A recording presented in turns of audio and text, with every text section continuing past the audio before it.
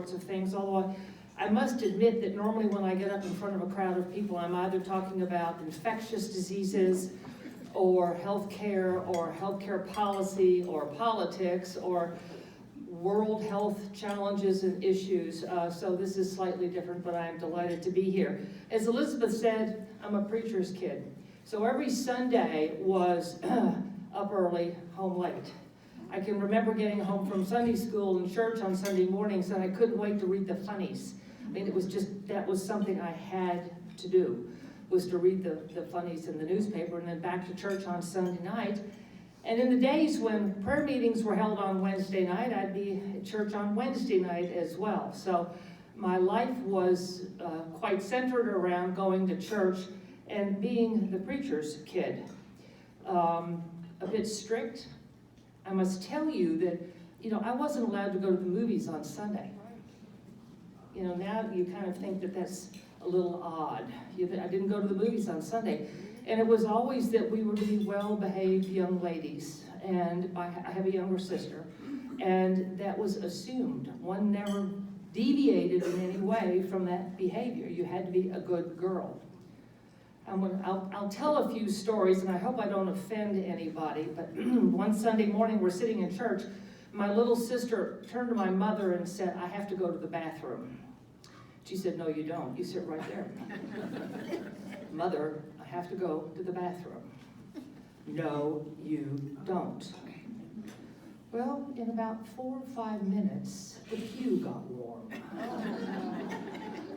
So you can imagine my poor mother was absolutely mortified, and we sat there until everybody left the church that morning. We were not allowed to move out of that pew. So needless to say, Jenny's head's nodding over here. She understands the situation. So I think, being a preacher's kid was not, always fun and games. I grew up hearing about missionaries from Africa. They would come back on sabbatical, and I loved nothing more than hearing the stories that they were going to tell. What happened, what they saw, what they did, how exciting it was. And, that was just for me one of the most wonderful things in the whole world, to hear these amazing stories about what would go on in Africa. I knew I wanted to be a doctor probably about the time I was 8 or 9 years old. Pardon me. I'd had a woman pediatrician. We lived in Cincinnati at the time. A woman pediatrician, and so between the missionaries and her, and it just sort of became a normal thing that I was going to go become a doctor. My little sister decided she was going to be someone who killed bunnies, but anyhow, that's another story. And if I get carried away, Elizabeth, tell me to shut up because I could talk for hours. But anyhow, I'll try to be prompt and on time. Now, the school teachers, as I'm giving you this background so you kind of know where I'm coming from, the school teachers would tell my parents that I was an overachiever. And I remember kind of hearing that, and I thought, I don't like that. I mean, it implied to me that I was doing more than they thought I was capable of doing.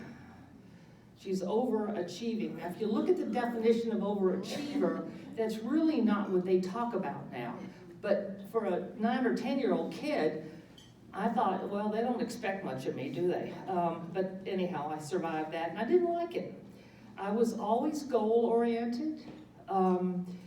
I needed to know what was going to happen next. I wanted to plan. Even when I was a kid, I was sort of planning things.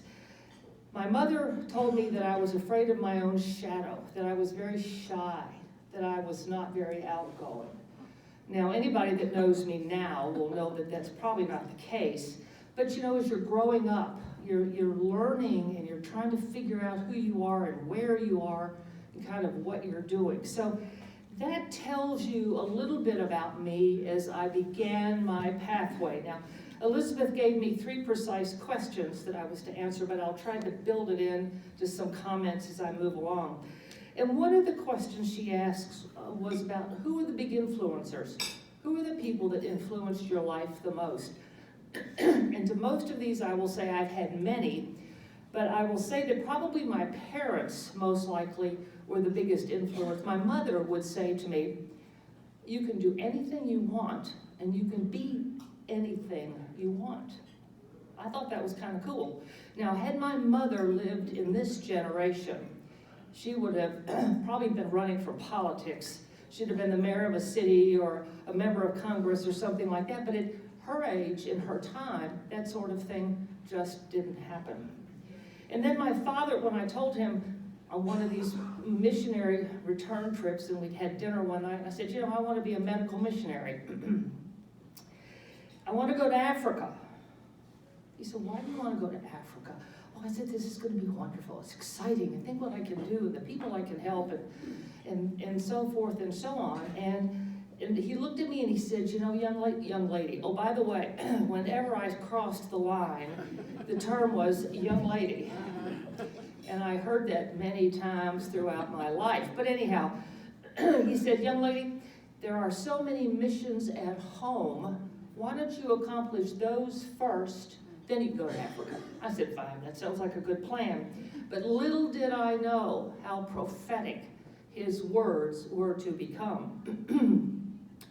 He was always very supportive and encouraging. However, pardon me, this is why when you have allergies and head colds, you need water.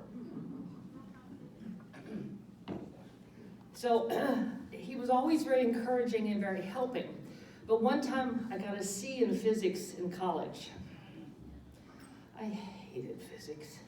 It was the worst thing in the world. And I was just doomed. I knew I was never going to get into medical school. I'd gotten a C in college. I was never going to get into medical school. And he came to me and he said, I understand, but I think you're making a mountain out of a molehill. And I said, what do you mean? He said, well, you didn't want to be a physicist, did you? And the answer was no. He said, you want to be a doctor, not a physicist. So it doesn't make any difference. You're still going to be fine, and don't worry about it. Don't make a mountain out of a molehill. But the other thing I remember very clearly, at the outset of the AIDS epidemic in Lexington, we're going to talk a little bit more about that in just a minute. In my position as an infectious disease physician was very prominent at that period of time in the city. I was the only one in private practice delivering health care to patients with AIDS. And so one day I said to him, does it bother you that I'm taking care of these patients? Because at that time, most of them were gay. And he looked at me and he said, and I'll never forget it, young lady, you took an oath, number one. Number two, who are you to judge? And for me, that was so liberating, very, very liberating. On another side of this was a very close friend of mine. She's a physician as well. She and I went to medical school together. Now, she's a bit older than I. She was what we now call an atypical student, or there's probably a different name for it, non-traditional student. She was a non-traditional student. She already had her master's degree in music education, so she was very talented and very accomplished. And so she was about 9 or 10 years my senior, but we ended up rooming together in medical school. And she had an aunt who lived in Chapel Hill, North Carolina. And as I'm in the throes of trying to figure out what I'm going to do after I finish medical school, where I'm going to go do my training, we got in the car, we drove to North Carolina. And that followed a trip that I had made with my parents to the Northeast, because I had known all along that I was going to practice in Boston, or I was going to practice in New Haven, Connecticut, or I was going to do something up north. Well, when I took the trip northeast, it was cold and wet and gray and ugly. And my mother said, this isn't very pure here. I'll never forget that one either. And we turned around and headed back home to Kentucky. But when I went to North Carolina, the sun was out. The gentlemen were just so handsome. They were so kind. The school was beautiful. The campus was beautiful.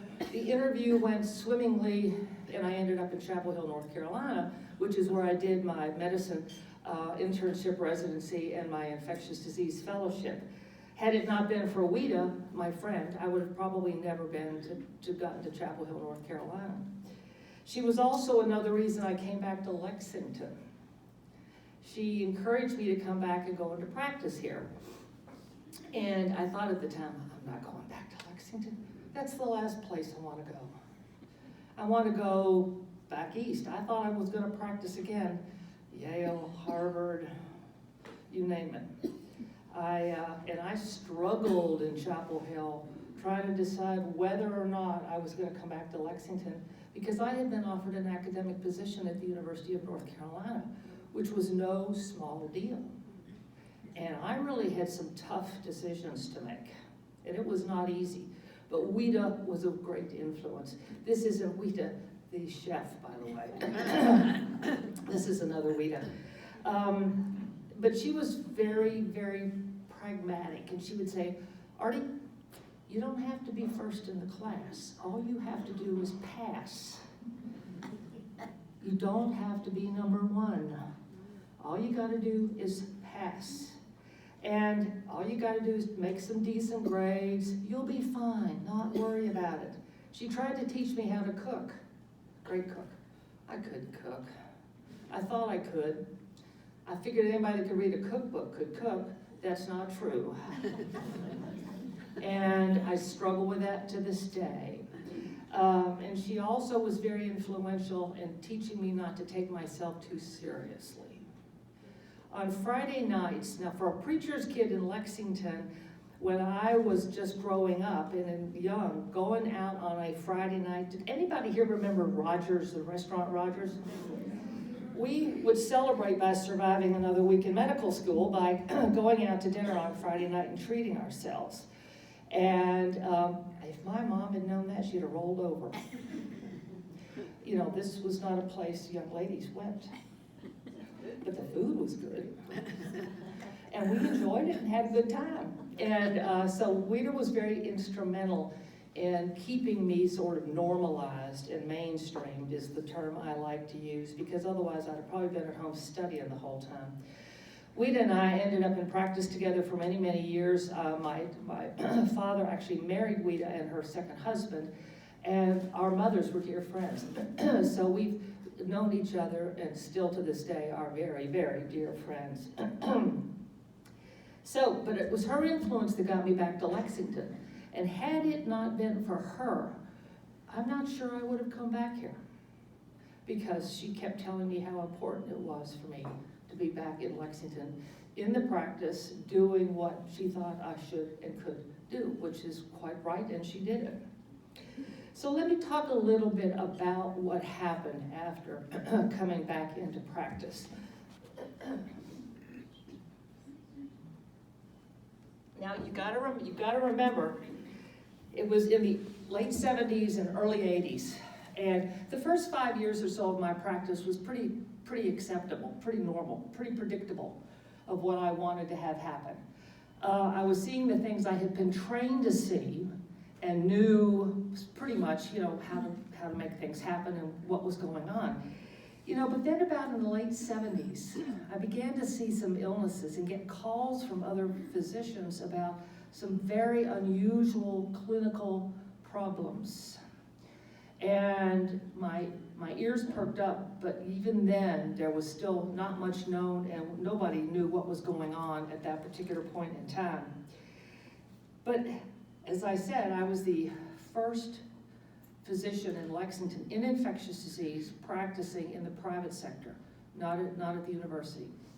And I became acutely aware as the phone call numbers kept going up that something unusual was happening, and I, at that time, knew immediately I had been thrown into something that I wasn't prepared for.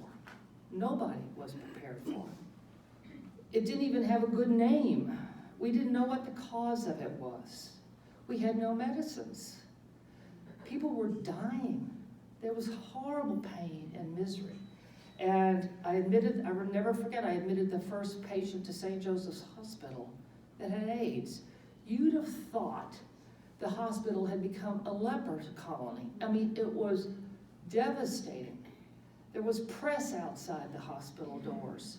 It was very, very different from anything I had ever seen, anything I had ever experienced in my life. So I jumped right in. Sometimes I was working 10 to 12 hours a day. get up in the morning, go to work, come home at night. People were dying, and we didn't know why, or we knew, finally began to know why they were dying, but we didn't know what we could do about it. The medical community was petrified. The public was petrified. All I was doing was treating symptoms.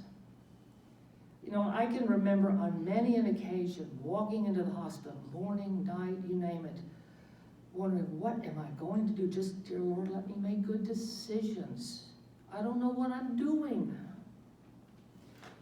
My life was all about medicine and nothing else. That's all I could do. So I had two parallel challenges going. My biological clock was kicking down, for one thing, which was getting kind of scary. I was trying to take care of some of the sickest patients in the world. Their pain, their loss, their families. I could tell you story after story, which just broke my heart. I remember one young man, he taught in junior high school, beloved teacher. The students loved him, the parents loved him. Wonderful, came in, had what we now call pneumocystis pneumonia, and was on a ventilator in the intensive care unit, very, very sick, diagnosed with acute HIV disease, AIDS. Got him out of the intensive care unit, got him out to a private room on the floor, and one day I went in, because I had noticed he never had any visitors. It's a little hard sometimes when people are in ICU to kind of get your handle on that one, but it became apparent when I asked the nurses, he had no one visiting him. And I then later said to him, well, where's your family? Do you have friends here in town? Is there somebody I need to talk to? And he looked at me and he said, Dr. Hoven, please, please, please do not tell anybody what is wrong with me. Don't tell my mother if she were to call you. Well, interestingly, a day or so after that, his mother and his sister arrived at the hospital. And I'll never forget, his sister, I was making rounds, his sister took me out in the hall, about my height. She looked me into the face. She said, Dr. Hoven, you're a very nice person, but you don't know what's wrong with my brother, do you? And I looked at her and I said, yes, I do, but you need to talk to your brother. Well, he won't talk to me. You have to talk to me. I said, you need to talk to your brother. Went back in. Now, just imagine the time and the energy that it took to handle this. I have this mother and sister out in the hall wanting to decapitate me. And they want him to go to the Mayo Clinic right now. I said, well, that's probably not going to happen, but let me go talk to this person again. I did. Finally convinced him to tell his mother and his sister his diagnosis. And I'll never forget it as long as I live. Sitting in the room with them that day, he tells her what's going on. She looks at him and she says, why didn't you tell me sooner? Why didn't you tell me sooner? I love you. Think about that. Think about that. So, I was dealing with the medical community. They didn't want to touch these patients. The surgeons didn't want to operate on them. The nurses, some of them, didn't want to take care of them. So it became a day-to-day challenge just to get the work done. It was every day, every hour. Half the nights it would go on, and many a sleepless night. Oh, what am I going to do? Can I live through this? And yep, I did. We all did. You know, we kept getting word from some of these big academic centers, the physicians are burning out. They're giving up. They're turning away. And I never really got super tired. Oh, I'd sleep pretty good at night sometimes. Fall into bed, wake up, and start all over the next morning. But I never really burned out. I got angry. I got angry because I couldn't do stuff. I couldn't fix things. And for me, that was a big, big challenge. All I ever wanted to do was be a good doctor. I didn't want to make a lot of money. I didn't want to be famous. Didn't want any of that. Just wanted to be a good doctor. Well, guess what happened? The next thing I know, the state legislature is trying to do some really stupid things. Now, that's a first, I'm sure. But anyhow, they about that time decided in the state that they were going to legislate the control of this infection by doing some very bizarre things. Well, I had become the one in the community, and in many parts of the state actually, that was willing to get in my car and go teach doctors and other people how to take care of patients with AIDS. And remember, every week something changed. There was new information. It was this constantly, rapidly moving, fast-paced problem that had to be dealt with, and we were learning stuff every day. And we got to the state legislature in the Kentucky Medical Association, which is really where my career went, that I never intended it to go. In fact, I had never even heard of the Kentucky Medical Association. I wasn't a part of the American Medical Association. When I was in North Carolina, they didn't talk about this kind of stuff. And next thing I know, I'm debating this stuff in front of the state legislature, because I was the only one that was willing to be the point person to say, what you're about to do is the dumbest thing I've ever heard. I didn't say it that way, but I mean, I let them know that this wasn't too clever and it wasn't going to work anyhow. And one thing led to the next, and I ultimately, in leadership, became president of the KMA. And that took me to the American Medical Association. Remember, all I wanted to do was be a good doctor. Well, I get to the American Medical Association, and guess what we're talking about? Access to health care, the uninsured. People dying because they couldn't get health care. The cost of health care, both in terms of personal loss and cost to our country, was huge, because you had 35, 45 million people out there who were uninsured. People without health insurance live sicker and they die younger, and there is no question about it. So here I am, this little girl from Kentucky, who now begins to start talking about this stuff in committees and a variety of things. Again, one thing leads to the next. I am elected to the AMA Board of Trustees, and I become chair of the Board of Trustees right after the Affordable Care Act passes. The country is divided. The medical community is divided. People are angry. They don't know why they're angry. I was beginning now in retrospect to see this partisan divide that for me was very painful, because healthcare and medicine was nonpartisan. The AMA, KMA, medical organizations are nonpartisan. We're not supposed to be talking about this stuff. We're supposed to be talking about what's best for the patients. So here I am sticking my neck out again. Again, you know, I didn't wake up and say, I want to be president of the American Medical Association one day. I just happened to be in the space at the time when talk had to happen. Good talk had to happen. Good decisions had to be made. And I mean, I was verbally abused in more than one environment. And I remember thinking at the time, how can people behave like this? But they were angry and they were afraid. And they didn't know what they needed to be doing. Well, next step, I'm at the World Medical Association, now the chair of council. Again, I didn't wake up one morning and say, oh, I think I want to be this person.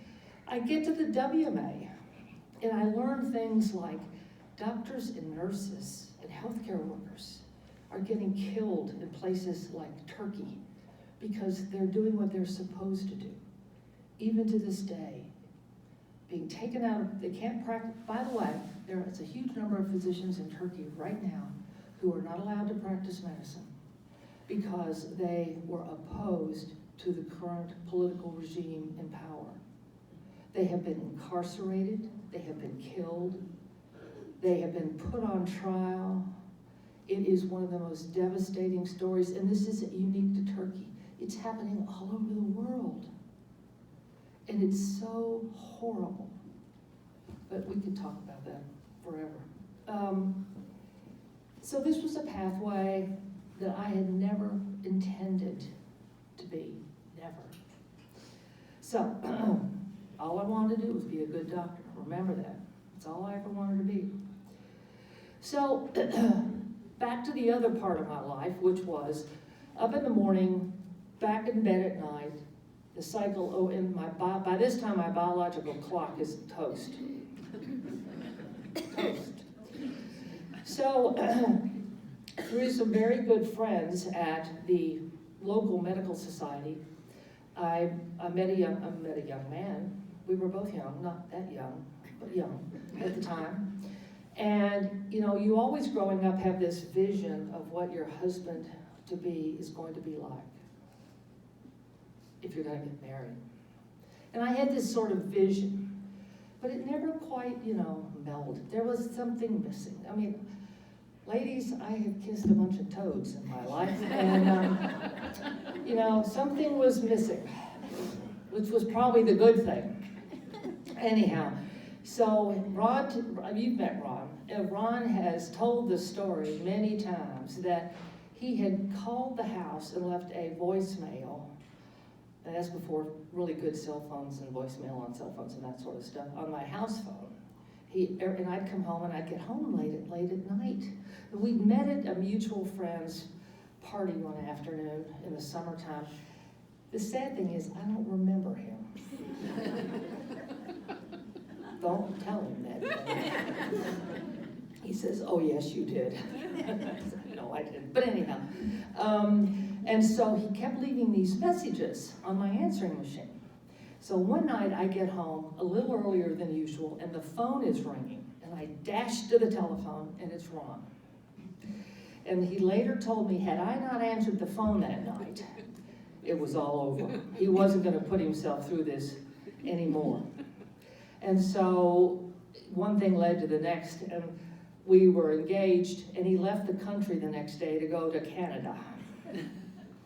So we've been talking about getting married, and he'd been carrying a ring around in his pocket, apparently, for some long time. I have no idea. But he went finally, the night before he was to leave for Canada, he would teach in the summertime at a college in Lethbridge, Ontario. He was leaving the next morning. He said, I said, what if I had said no? He said, well, I was planning on leaving the next day anyhow. It didn't make any difference. But long story short, we got married. And now I have, and by the way, I was married for the first time and the only time when I was 50. 50 years old. And I tell young women that, tell a lot of people that. And they said, oh, you're kidding me. And I said, no. I was more likely to get killed by an assassination than, that may not, probably number isn't quite that good these days, considering everything that's taken. I was more likely to get assassinated than I was to get married for the first time at the age of 50. Think about that. That's pretty remarkable. So now I have 2 grandkids. I'm a mother, basically, of 2 teenagers. Ron and I have custody of 2 boys. This is a blessing. The children I never had. Sometimes that's good, and other times I'm not so sure. I came home from work the other night, and I'm still working full-time, which is another crazy thing, and we can talk about that offline. And I found 3 teenage kids staring at the open freezer and the open refrigerator. We're starving. One of mine and 2 other friends he brought on board, who then proceeded to pull out waffles, taquitos, chips, milk, orange juice, Sprite, anything they could get their hands on. I should have taken a picture of it because I started laughing. It was hilarious. These kids were starving. They were hungry. And they'd all been at basketball practice, so they were ready to eat a lot of food. But anyhow, it's my life now is, if I keep, at one point in my career, I thought, okay, I'm going to leave Lexington. There's nobody here. I'm going to leave Lexington. I think I'll go to a big city. Maybe I'll go back east. I kept remembering I wanted to go to Yale or Harvard or one of those places, and it didn't happen, and thankfully so. Thank you all very much. I'll be glad to take questions.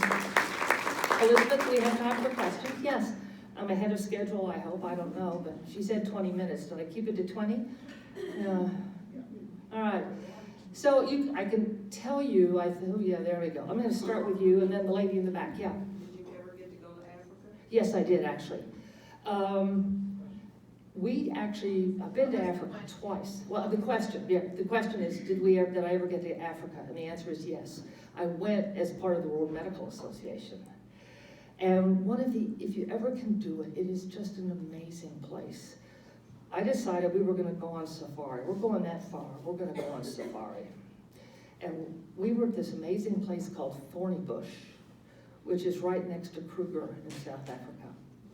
And I'll never forget they get you up at dawn and you roll out of bed and brush your teeth real quick and put on some jeans and jump in a big vehicle that sits way up. And we were driving out into the bush, and Ron looked at me and he said, "Listen," and it was so quiet, and the sky was so clear, and he said, "This is Africa." It was absolutely beautiful and humbling at the same time. And the more stories I read about people getting killed and mauled, and it's kind of scary, but it is a beautiful place. And I went back another time for the WMA and went to Victoria Falls. So, I got to do these things, just not in the order that I intended them. Yeah. Yes, ma'am. All right. Oh my gosh, she's got a list in front of her. I'll start with a question and then I have a story. Okay? So, the infectious disease, does that make you an epidemiologist or no?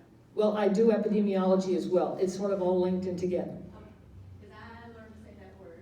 Epidemiology. Epidemiology, 31 years ago, when I was pregnant with my son and had massive synesthesia and a tear in the uterus, and I was hospitalized for a month trying not to have him.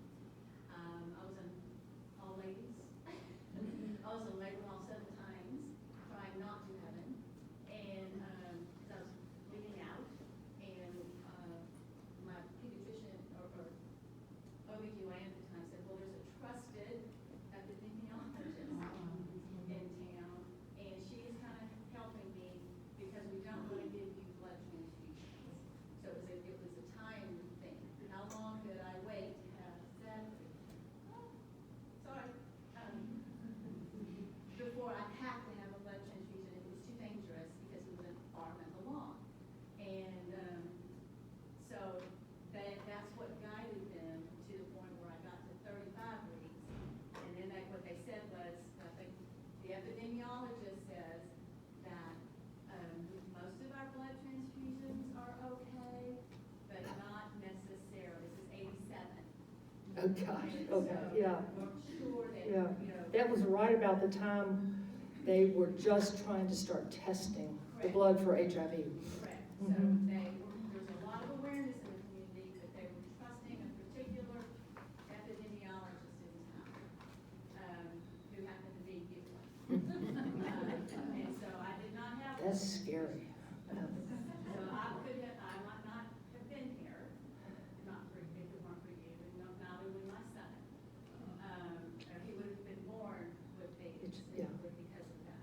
So that is 1987. Fast forward 3 years, same child had periorbital cellulitis. Oh gee. Massive case. And the pediatrician, when I called him in the middle of the night, he looked like he had had a major battle with Muhammad Ali. Face was swollen to almost like a bowling ball. And they said, come in the morning. So we went into the office, pediatrician's office, and they came in and they talked a little bit. And then they came in and said, what hospital do you want to go to? So we go to the hospital, we got massive fever going on with this.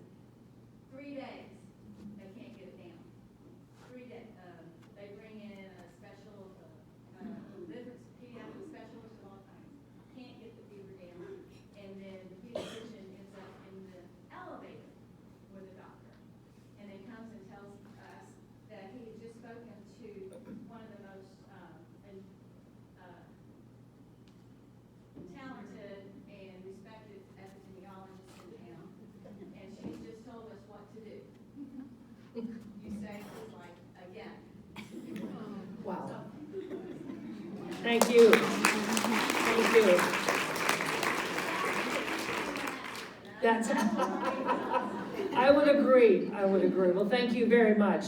You know, I think the interesting thing is as you walk, you keep your head open, your ears open, your eyes open, and you don't prejudge or pre-think stuff too far, because you're gonna make a mistake if you do that. Okay, any other questions? How long have you been with WMA? With WMA, I started that, now 4 years as chair, probably about 7 years. And I will finish that in the spring, and I am delighted to be done with that, actually. Traveling is, you know, kind of cool if you don't do it very often, but boy, I tell you, I think one of the worst trips I ever had to take was to Korea. And I went by myself, and I was only there for about a day and a half. It took me longer to fly to get there than it did to be in the meetings. And this was before my hip replacement. And I was, it was a long haul, long flying. And I got to Korea. And the other trip that was really, really tough on me was I had to head to Indonesia. And again, not the greatest conditions and that sort of thing. So I'm ready to give that up. And it's interesting now because I've been working at the Department for Public Health since I finished my AMA work. I'm now coming back to Lexington and the university and working on harm reduction. Harm reduction is, or harm prevention, harm reduction, that whole platform of work that goes around HIV, hepatitis C, opioid disorders, overdoses, substance use. You know, I remember in the AIDS days, how can you take care of those people? You've heard that before. How, you know, clergyman in town asked my sister one day, how does she take care of those people? I'll never forget that as long as I live. Well, you know, now we talk about those people who are dying of drug overdoses, who are addicted, not by their choice. Addiction is a mental illness. It's a mental health problem. And what we are lousy at in this country is prevention. We do not do enough around prevention. We can fix it sometimes on the back end, but we do a crappy job on the front end in the prevention. So if I ask how many of you have had your flu shot, how many of you will raise your hands? Oh, I'm impressed. I am impressed. Flu kills people. It will this year. It can, influenza can be prevented. So if I bark at you about not doing something, there's probably a good sound reason for it. Dr. Hoven, Yes, ma'am. you know who I am? I do. We go way, way, way. When they told me you were speaking today, I thought those days at the Lexington Clinic really impressed me with her, because she was top-notch, trying to run around and do the right thing. Well, thank you, dear. Thank you very much. I was very blessed to be there for many, many years. Yes. Yes, ma'am. No, yeah. Go ahead. I just have wondered about hepatitis A, which I understand we are in an epidemic at this time. Yes, we are in an epidemic of hepatitis. The question is hepatitis A. So, hepatitis A is something that we're probably normally not immunized against. Hepatitis A is actually a very common infection. It's very common in international communities. So if you've done any international travel, you've probably been exposed to it. It is preventable because the immunization is 99.9999999% effective. We have an outbreak. It started in Louisville. It started in a homeless and a substance-using population. About 65% of the folks that have it now, 65% are illicit drug users. So they're either abusing drugs orally or intravenously. The challenge we've got is those substance use disorders people have contact with other people. About a third of them may be, depending on where they are, may be food handlers. Food handlers preparing food, and this infection is a hand-to-mouth it's what we call a fecal oral type of infection, contaminated, put it in your mouth, you get it. You need to get immunized against hepatitis A. That help? Probably had more information than you wanted, but yeah, okay. I tend to do that. There was another lady here, and then Jenny, and then back here, yeah, I've got new glasses too. I need those. Yes, and this lady up here. So there was another, go ahead. I was just gonna ask what you thought of the new drug that the FDA just approved that is 50 times stronger than fentanyl. Oh, gosh.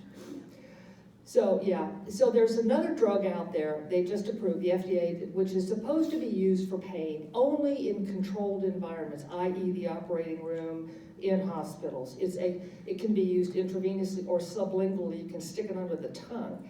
That stuff isn't going to stay behind the hospital doors. It is going to get out, and it is going to kill people. There's a fentanyl, which has been around for a long time for, pain management. But then there is a synthetic product called carfentanil. It's an elephant tranquilizer, which is now synthetically made. It is being cut into the heroin. So, and people are thinking they're getting the same stuff they were getting before, but now they're getting this carfentanil, and it kills them. I think you're gonna see a movement to do something about this. If you've been reading the newspaper, the guy from UK, chair of the committee, was not in attendance when the remainder was there, and they voted to go ahead and authorize FDA to release it. He is adamantly opposed to this. He's an anesthesiologist. So I think what you're gonna see is some action around this before too long. I hope, because I think it's very scary, very scary. We don't know what this drug can do to people, and that's the other problem. Get a little bit more clear on what that drug is. I've forgotten the name of it. Do you remember the name of it? I don't remember the name of it. It's just now been released. It's not even being used right now. But it's a pain medication, and it is only supposed to be used in hospitals, post-surgeries and that sort of thing. It isn't something your doctor would give you a prescription for. If your doctor does, you need to do something about your doctor. Okay, Jenny. We don't very often hear doctors talk about their faith, Mm-hmm. and I'm just curious how prayer and faith have impacted you through your practice. Very much so. I can remember my mother, she would pray us around the corner. She learned to drive a shift car when she was like 45 years old. And so she was driving a beat up old station wagon with shift. And she would literally say, well, okay, girls, we're going to pray us around the corner, because she wasn't sure she could get around the corner. And so, we grew up in an environment of that all the time. And I can remember many occasions walking into the hospital, dear Lord, just tell me what to do. Because I didn't know. Very much. All right, there were more hands. That was my question. Oh, that was your question, yeah. It's interesting because I think it's so embedded into every hour of the day. Yeah. Yes, ma'am. Was it not rather unusual for you to have a female pediatrician? Yes, that was very unusual because I'm a bit old now. So when I was just a little tyke, it was in Cincinnati, and I'd never seen a lady doctor before. Of course, I hadn't seen many doctors anyhow, but it was unusual at the time. And that, for me, was sort of a interesting event. I sort of assumed any woman could be a doctor. I mean, she was a doctor, why couldn't I be a doctor? Right? Yes, ma'am. There's different hepatitis in there, A, B, and C. There's more than that. I had it as 13. Which one? I don't know, so how do I know? I mean, that was Long time ago. Well, you probably had Hep A. Hep B and hepatitis C are generally transmitted intravenously, contaminated products, that sort of thing. I was the only one in my school in Ashland, in the town, that had it, and we don't know how I got it. Yeah. But even that, it wouldn't hurt you to get a hepatitis A vaccine because it would just act as a booster. Yeah, it wouldn't hurt you, yeah. Would not hurt at all. Other questions, comments? Yes, ma'am? Is hepatitis A a norovirus? No, no, totally different group of viruses. Norovirus is the one that you read about happening on cruise ships, for example. But we have them all the time in nursing homes, in schools. You know, it's highly contagious. There was a Chick-fil-A out in one of the malls not long ago that had a norovirus outbreak associated with one of the employees. You get exposed, you get sick real fast, and you get over it real fast. Totally different virus. Again, contaminated hands, dirt into the mouth. Yeah. Hand washing. What? Yeah. In fact, Florence said on the way over here, we have to go wash our hands. Yeah. Yes, ma'am. This is not a medical question, but it's a memory I have of you. Ron was teaching at Midway College when they got married. So his colleagues decided that we should have a shower, a wedding shower for Ardis, and we all said, what in the world would we give Dr. Ardis Hoven? You all were wonderful. Do you remember? I remember, yeah. In fact, when we got married, I wanted to say no gifts because, you know, I had a toaster. I had sheets. I had towel. I had it all. And someone said to me, no, Ardis, you're going to have to do it because if you don't, people are going to give you stuff you don't want anyhow. But, you know, getting married at the age of 50 for the first time was, yeah, it was exciting. It was exciting. One of the worst things about it, though, I had a schnauzer, I had a dog. And the dog was, the poor dog, I kept it alive too long. And Muffy was just as sweet as she could be. And Ron kept saying when he'd come over, he said, you really ought to have this dog put down. This dog is not doing well. And I say, okay, as soon as I run out of dog food, we'll take her to the vet. Well, I'd go buy dog food. So one day before the wedding, I said, okay, you've got to do it, I can't. So he came over, got the dog, took the dog to the vet, and had the dog put to sleep. Do you know, on the way home from work that night, I knew that was the day he had done it. Do not ask me why, but I knew he had put the dog down. And I was right. And it was the night I was having my wedding dress put on, and whatever they do to pin things, altered for the first time. I was a basket case. Yeah. But faith, you don't realize it sometimes, but it's there. All right. Thank you so All right. much. Thank you. My pleasure.